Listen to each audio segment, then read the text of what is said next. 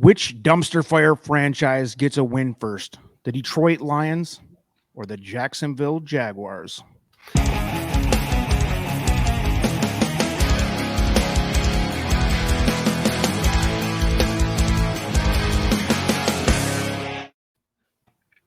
All right, welcome to Trust the Profits. This is our 10-minute rundown for football, the NFL. We're in week 5.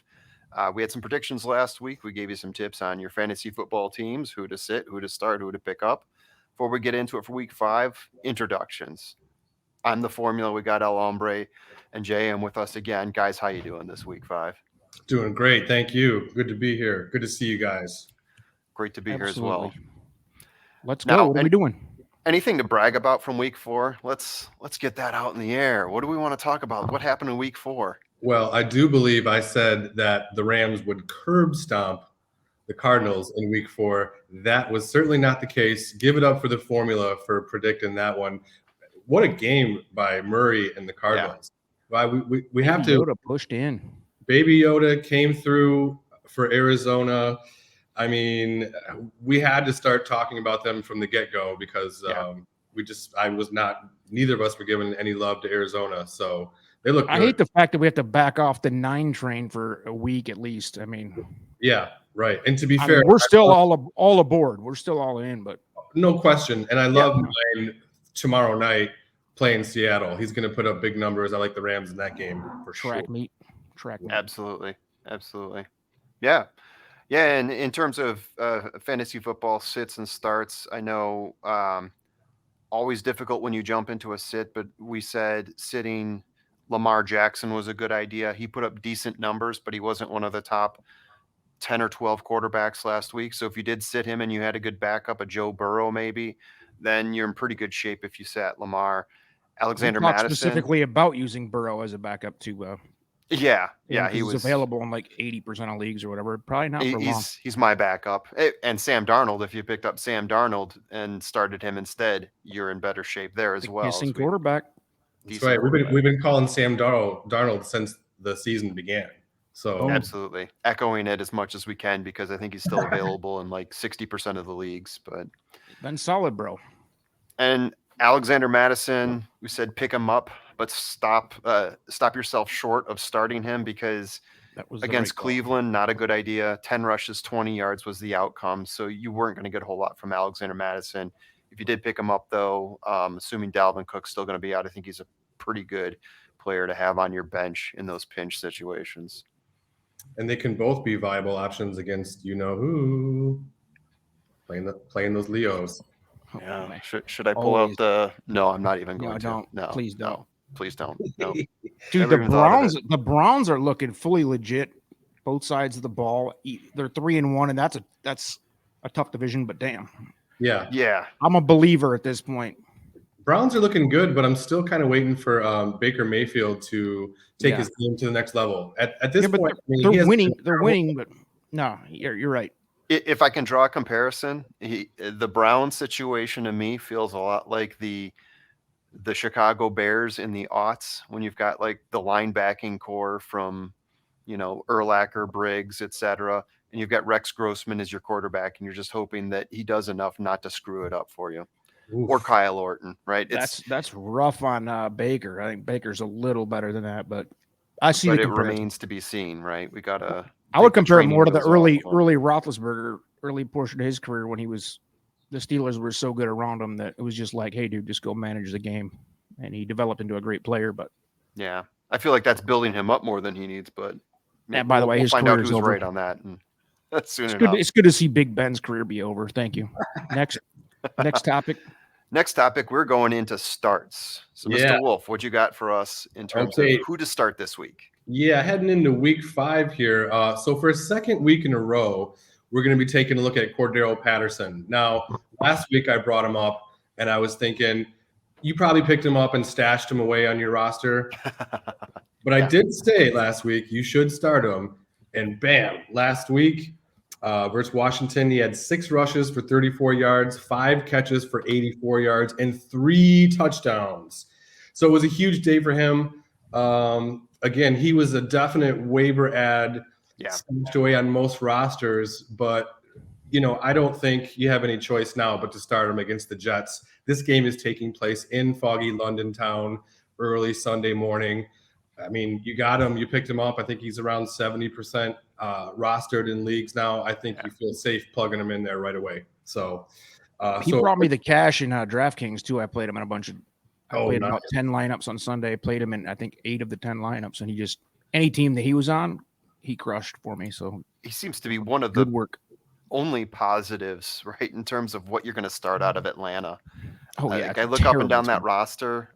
I look at the talent that they have, and I've got one of their players right now, and I'll highlight that later on when I talk about sits. And it's a player that I shouldn't be considering sitting, but I am considering sitting versus. Oh, no, not again. New York. Yeah. Don't do it again, Mr. No, exactly. Mr. Josh Allen. I have him on my squad. And No. This is Atlanta we're talking about here. We'll get there. We'll get there, guys. Okay.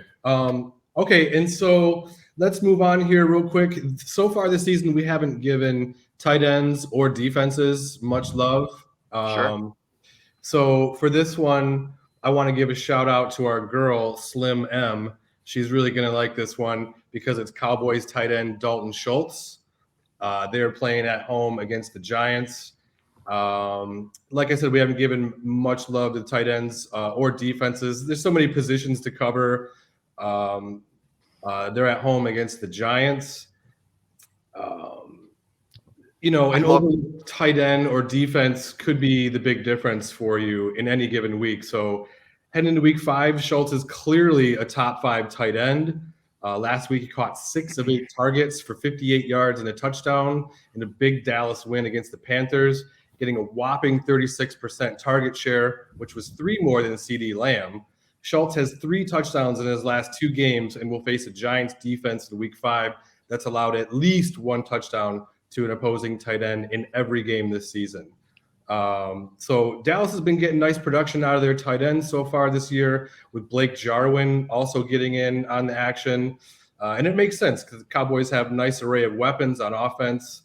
And opposing defenses can't double team everyone. So I like Schultz moving forward as well. He's around 65% rostered right now, but trending upward in a hurry. So now's the time to go ahead and pick him up in your league. Yeah, anybody 2 weeks on in Dallas. a row. 2 weeks in a row with 6 catches. He had 80 a couple weeks ago, 58 last week, 3 touchdowns, like you said. I mean, the guy's really taking advantage of the looks that Dak Prescott has given him. Yeah. So there you go, Slim M. Shout out to your Cowboys for you, sweetheart. Cowboys look really good, and I hate that club, but unless you live in Texas or anywhere in the Southwest area, I feel like most of the country hates Dallas. I do, but hey, they look good. You get some Americans. They're looking real tough. Yeah. And especially against the Giants. I mean, that team looks like a R. Kelly career. The career trend of R. Kelly, I guess, would be a fair comparison to the Giants franchise right now. All right, next, go. All right. And so we're going to stick with a tight end. I actually got a 2-for-1 here, but we're going to look at Buffalo Bills tight end Dawson Knox playing at Kansas City on Sunday night, rematch of last year's AFC Championship game. Last week, Knox caught 5 of 8 targets for 37 yards and 2 TDs in Buffalo's 40-0 massacre over the Texans. He's got 4 touchdowns for the Bills so far this season. And in week 5, he gets a Chiefs defense that does give up a lot of yards and a lot of points. They're giving up a little over 31 points a game after 4 weeks. And they rank next to last in pass DVOA so far in 2021. And in case you're wondering, DVOA is defense adjusted value over average.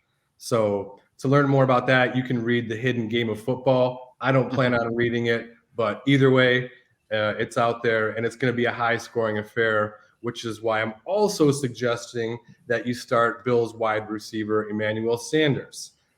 He's been the consistent wide receiver 2 for the Bills. And he's been targeted exactly 6 times the last 3 weeks, which isn't an excessive amount, but it's what he does with those targets, right? And so far this season, he's been pretty solid with 16 catches for 268 yards and 2 scores this season.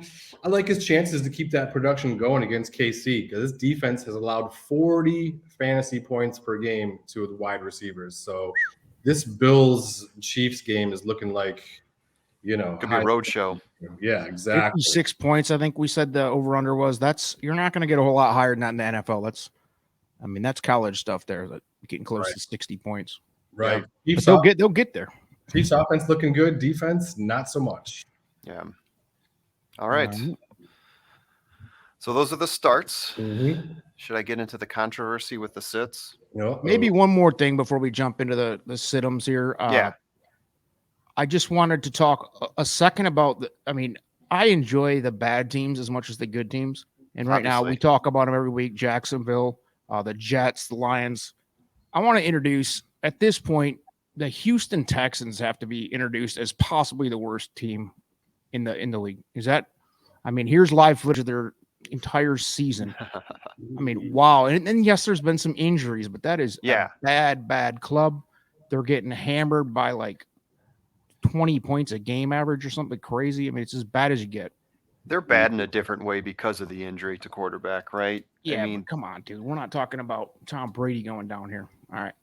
We're not, but any team who loses a quarterback like that, it's different. And when you plan for your quarterback to be we're talking about the Asian massage parlor quarterback or a different quarterback? We're talking about any quarterback. We could be talking about Jared Goff for all I care. Could be 2 or 3 different ones for Houston that we're missing here. But, absolutely. So are we ready to get on with who you sit this week? Yes, absolutely. I just needed to throw that in. I just want to start this off by saying I don't have a beef with anyone in the NFL. This isn't personal. I am treading over ground that I tread over in week 1, but hear me out. I've got a case for this. Aaron Rodgers. I say you sit him in week 5. All right. He seems like a decent guy. It's nothing personal. I know there's photos of him out there, right, after week 1, where he looks like the funeral director of a junkyard in Waukesha, Wisconsin, right? It has nothing to do with that. This is purely football related. All right. Now, since he made me look foolish versus the Lions, right, he hasn't looked like his old self. He hasn't looked like your top flight fantasy quarterback, a top 5 guy. He's looked more replacement level, if anything else. So he's completing on average about 20 passes per game. He is yet to break 300 yards in a single game, and that's after 4 weeks. Wow. You can pick up Sam Darnold, right? You can pick up Sam Darnold or Daniel Jones. I guarantee at least one of them is available in your league, and you will cash in more production this week than you will with Aaron Rodgers. It's just that point in his career. I hate to break it to everybody. That's who we're talking about right now. This week, they're going up against Cincinnati, who is allowing 220 yards passing per game. So what do you think is going to happen here? He's not going to break 300 versus Cincinnati. It's going to be another bad game for Aaron Rodgers, or at least a subpar game. All I'm saying, he's replacement level at this point. You can probably find a guy who's at the same level, maybe a little bit better with the matchup on waivers. Sorry, Aaron Rodgers. I'm sitting you this week. I might be in the minority here too, but I really don't find you saying that a reach at all. I think that he is at the end of his career. He's still got some left, but I think he's to the point where he's matchup worthy. He's not an automatic starter. Right. If he's got a tough matchup, which he's not going to have very often in the NFC North. He's an NFL quarterback who can still manage a game. He can still make certain teams look foolish, and he can still look great against certain teams. He's still in the top half, but he's not an elite 5 or 6 quarterback anymore. It's not even right. Other quarterbacks. I'd like to hear anybody argue that one. Right. Wolf, you got an argument for that? You still think he's elite or no? Man, if you drafted him, you are really kind of pissed off, I guess. And looking for other options out there. But I agree for the most part. He is still Aaron Rodgers.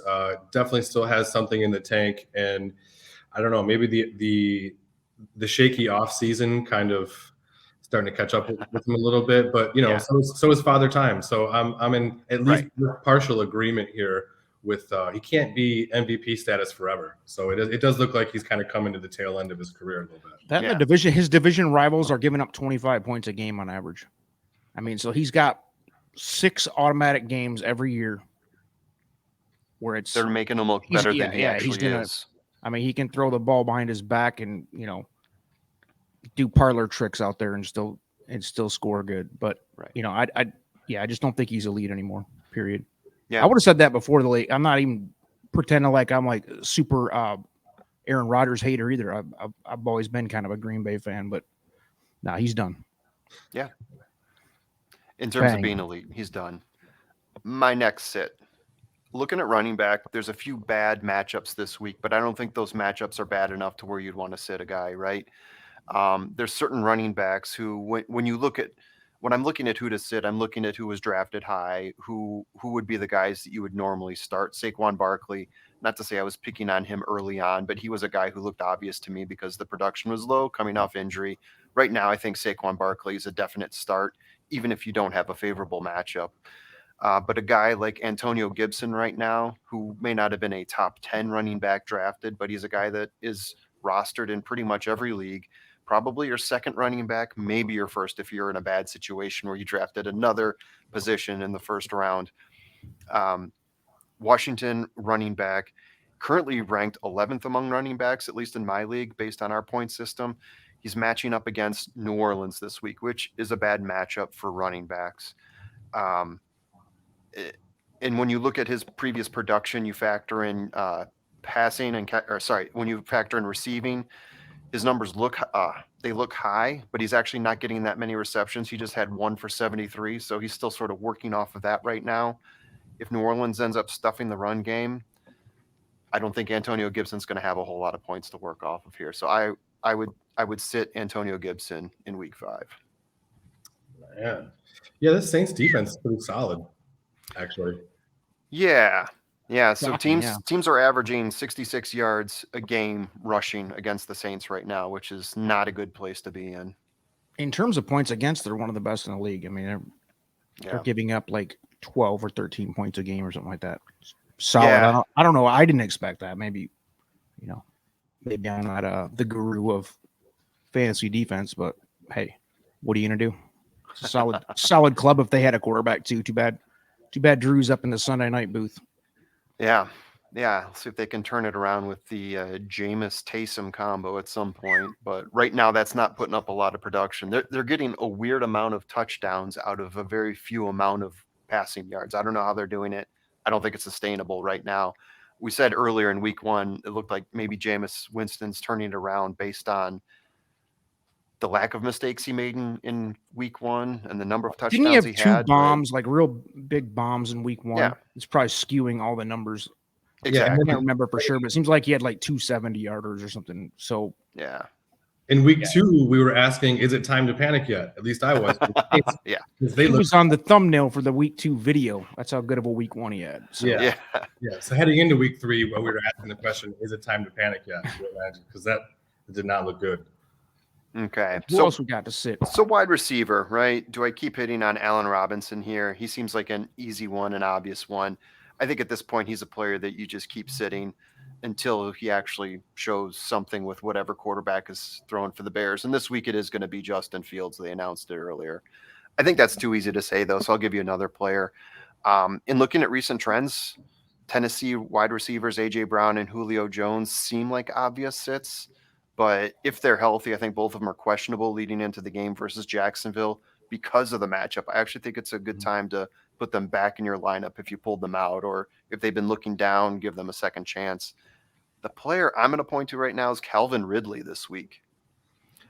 I think football-wise, he's doing okay. He's getting about 7 to 8 receptions per game, 60 to 80 yards.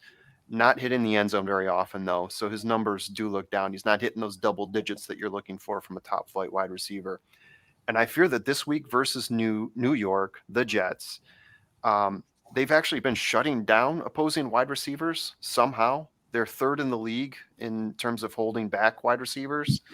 And obviously, Atlanta, not exactly the strongest offense. They're finding a way to get it done with Cordero Patterson. That seems to be their weapon of choice. That's how they're getting it in. So out of all the weapons this week, I think I would lean more towards Cordero Patterson than I would Calvin Ridley. In fact, I'm sitting him in my league in favor of Cordero Patterson, Justin Jefferson, and Terry McLaurin. Upside. So I'm taking my own advice on this one and sitting Calvin Ridley. Yeah, I have Ridley in my league, and I'm definitely a little bit disappointed. He's like you said, he's just basically been average, maybe a little above average with a week in there that wasn't good at all. So exactly, he's not hitting that double digit that you want to see from any of your roster players, really, anyone that you're starting. Shout out to my guy Chad. We had a discussion about Zach Wilson and my love affair video that I put out with the pure hatred on Zach. Yeah. Pointed out in a comment, Zach Wilson's mom. If you haven't taken a look at that thing, I suggest maybe do a quick Google. Google Z Wilson's mom. Kind of makes up for what a douchebag he is. I mean, Really? All right. Not there's a bad redemption look. there. That's Not a good. bad look for Mrs. Wilson. All Just saying. right. Intriguing. Little redemption for Z Wilson. While we're at it, shout out to all the mothers out there. Thank you for what you're doing. We Yeah. appreciate it. Yeah, that's Why where I was not? going. That's what you meant. I know what you mean. I know what you mean. Yep. Exactly. All right. What do we got? What else we got? Is that it? Waiver We're ads. doing So waiver who's ads. still on waivers in those leagues? Who's worth taking a look at this week? Maybe a stash for the future. I've got a couple. I know Mr. Wolf's got a couple. Let's run through them. So at quarterback, I'm not going to throw out any new names. I just know that when I'm looking through Yahoo, Derek Carr is still somehow not rostered in like 30% of the leagues.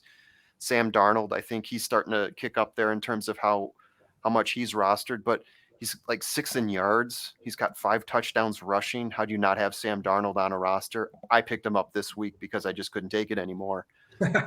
So we won't get into quarterbacks too much. I'll throw a running back out at you. And in fact, I'm just going to say I'll throw 2 running backs. David Montgomery's injured right now. It looks like he's going to be out for 3 to 4 weeks, possibly even as long as 6 weeks. And he has 2 backups right now. Damian Williams, who's most likely going to take over this week, and I would say in Las Vegas is a potential start for you because that's actually a team that you can run on. And David Montgomery's been pretty impressive under the Matt Nagy offensive system. So maybe you plug in Damian Williams, assuming he's healthy, and he might be able to restore some of that David Montgomery yardage / touchdown work. If he's not healthy, because he's questionable, he has a thigh injury. If he's not ready, then they got this guy named Khalil Herbert, a rookie 6th-round draft pick from Virginia Tech. Why not? Assuming you hear word that Damian Williams is injured, might not be a bad guy to add to your roster just to see what happens. Because Maybe the he ends up Bears running for are who 100 we yards. thought they were.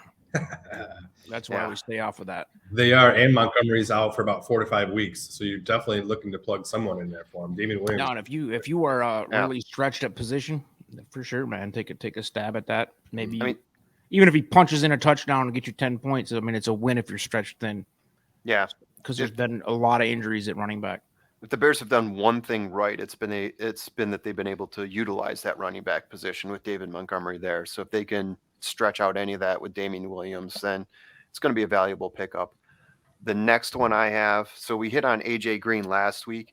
He's still a good pickup, still in 42%. And by the way, he went off too. I mean, He went off. We had that this segment here last week was golden. I mean, we really Yeah. you guys good hit it tips. out of the park with 2 or 3 guys that were like pretty deep stabs. I mean, nothing that like gurus around the country didn't know about, but pretty accurate. I would say 75% clip on picking up Cordero Patterson and these other guys. I mean, it was good. I'll take that. I'll take AJ Green's 75 years old, but I mean, in the right situation, boom, go.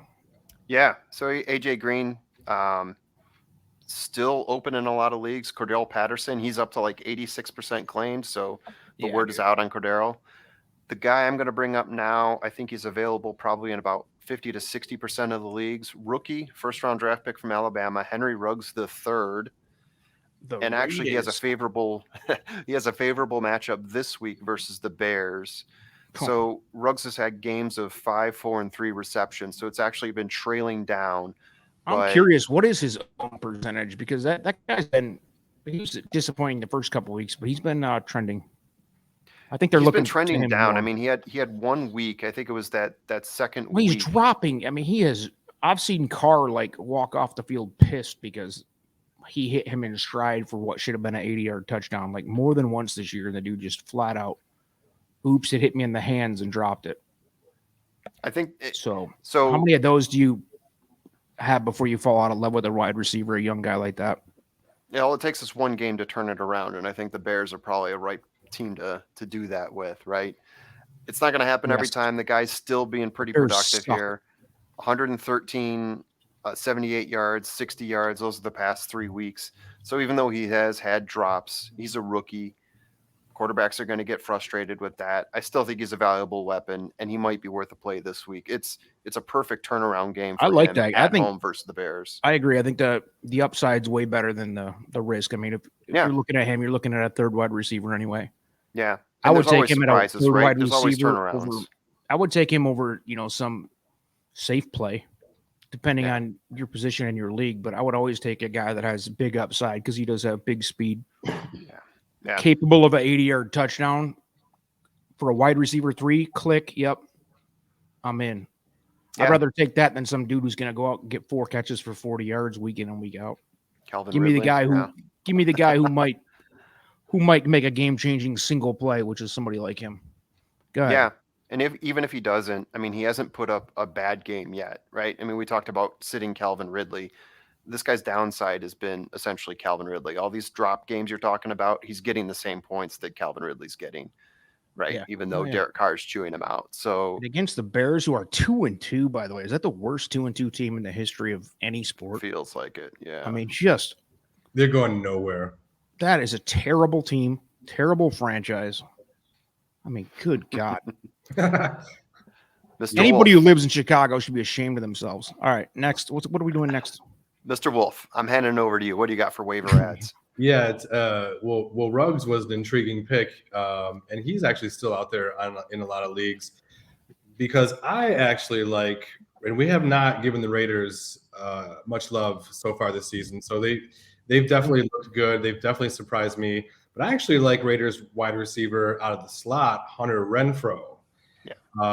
Against the Bears and moving forward, not to be confused with Boston Red Sox outfielder Hunter Renfrow.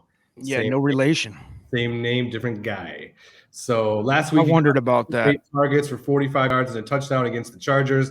The 8 targets led the team, and he is averaging over 7 targets per game. So he's caught at least 5 passes in every game this season and has found the end zone in consecutive weeks. Playing at home against the stretchy Bears team doesn't worry me at all. And with the bye weeks coming up right around the corner, he's certainly in the discussion of waiver wire ads all around. It's currently around 38% rostered, so he should be available, and I like him moving forward. And start him against the Bears, dude. I mean, that is just for sure. Yeah, I mean, you could throw Ruggs or Renfrow in there because the Raiders are looking good. Carr's slinging that thing. I mean, they lost last week, but they lost to a good Chargers team last week. So they're doing it through the air, exactly. So they'll beat the Bears by 40. Hopefully. I mean, that is a bad club. And then next I have kind of a deep pull here. We got Washington football team wide receiver Curtis Samuel, who made his debut last week against the Falcons in what was actually a pretty exciting game. He didn't see a ton of action coming off that groin injury, but when he was on the field, he was targeted plenty and caught all 4 of his targets. Yep. Now that he's getting healthy, he should see his playing time increase and see more targets. He's an extremely versatile player. We've seen him put up big numbers in his time in Carolina.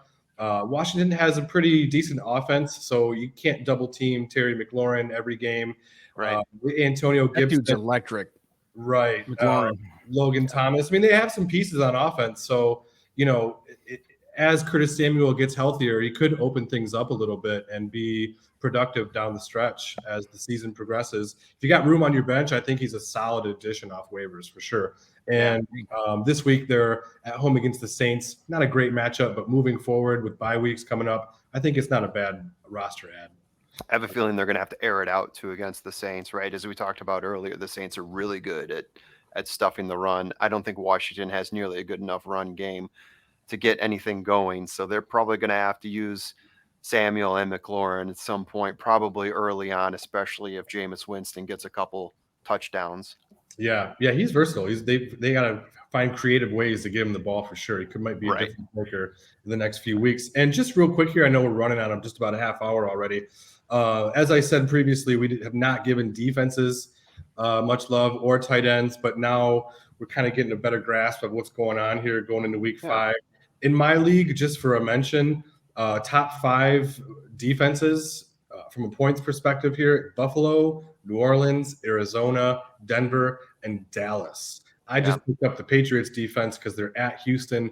I feel like that could be a game changer for me. Like, I've won some close games here lately, and it's because streaming defenses or that overlooked tight end. So give me some love for defense. And the Texans are, I mean, that just there's a few teams out there that are going to give up 40 points. I mean, in their sleep.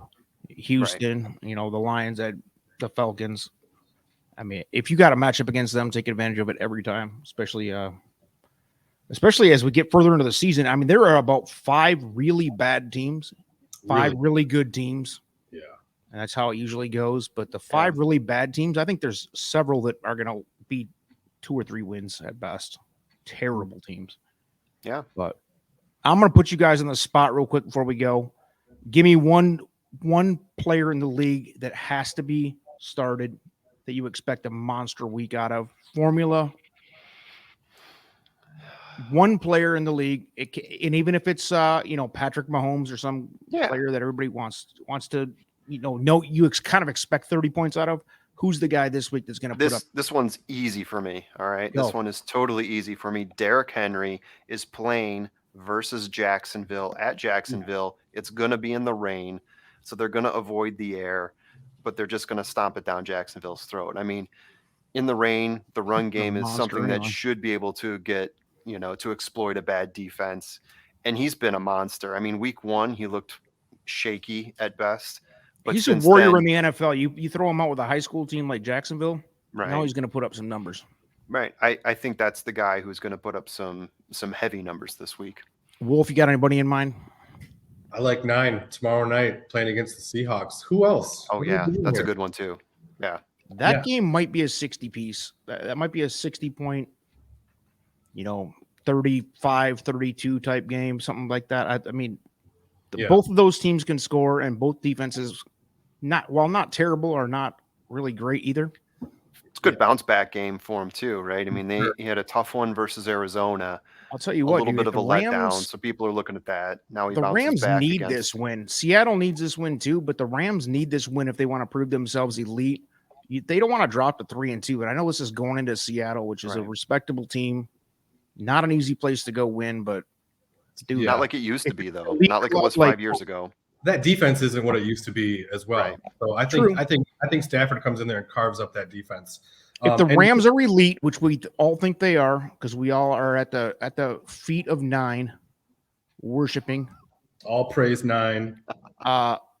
If that's the case, and this is a genuinely elite team, an elite quarterback, they need to go in there and win that game. Yeah, I agree. So that's a big game. That's a bigger game. That's a big game for being week 5. Yeah, and real quick here, Chris Carson, Seahawks running back, just got some breaking news here. He's got a long-term neck issue or a neck condition. So it's flared up this week, causing him to miss practices. He's questionable right now against the Rams. Alex Collins, running back, is a guy to keep your eye on. So we threw in another waiver wire pickup real quick. He's a really decent player, actually. So that's a high-flying game with some points that are going to be scored both sides. Yeah, maybe take a look at Alex Collins for your squad real quick. But boom, yeah, nice way to close out. What are we going to do? Is that it? That is it. That is plenty. All right, we'll see you guys next week when we gloat about how wonderful our predictions were. Peace out. Thanks, everyone.